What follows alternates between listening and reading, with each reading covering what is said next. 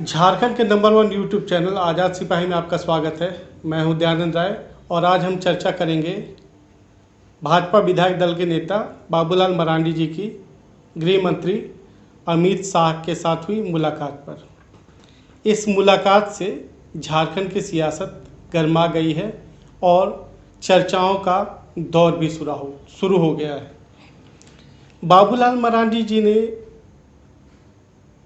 अमित शाह जी से क्यों मुलाकात की, इसके निहितार्थ समझने के लिए 14 जुलाई को बाबूलाल मरांडी जी की ओर से अमित शाह जी को लिखा गया पत्र महत्वपूर्ण है।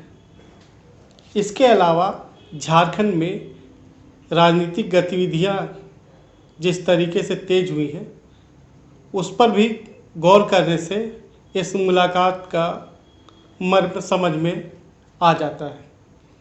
दरअसल 14 जुलाई को बाबूलाल मरांडी ने अमित शाह जी को पत्र लिखकर राज्य में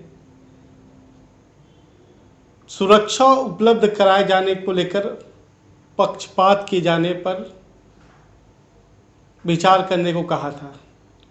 उन्होंने राज्य में बढ़ती नक्सली घटनाओं पर भी चिंता जताई थी और कहा था कि 6 महीने के कार्यकाल में 42 से अधिक छोटी बड़ी नक्सली घटनाएं हो चुकी हैं।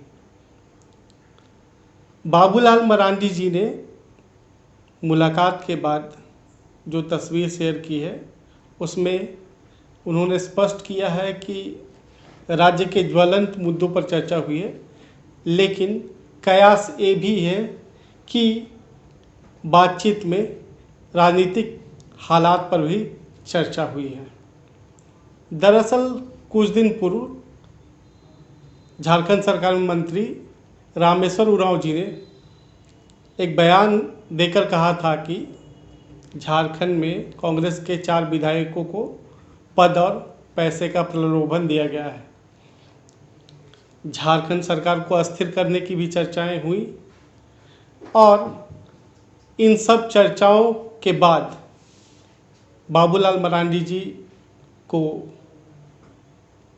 दिल्ली भाजपा आला कमान की ओर से बुलाया गया था। वे भाजपा के प्रदेश अध्यक्ष के साथ दिल्ली गए और आज उनकी मुलाकात हुई। अमित शाह से हुई मुलाकात के बाद झामुमो ने इस पर प्रतिक्रिया दी है।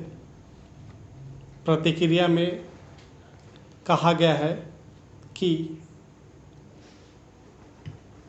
झारखंड सरकार को अस्थिर करने का प्रयास नहीं करना चाहिए। भाजपा को जो हार मिली है उस पर मंथन करना चाहिए और झारखंड की जनता यदि अंग्रेज़ों से लड़ चुकी है तो भाजपा से भी लड़ लेगी। जाहिर है इस मुलाकात ने सियासी गलियारे में गर्माहट बढ़ा दी है। अब इस मुलाकात का असर क्या होगा, यह देखने के लिए थोड़ा वक्त लगेगा। आज़ाद सिपाही देखने के लिए आपका धन्यवाद।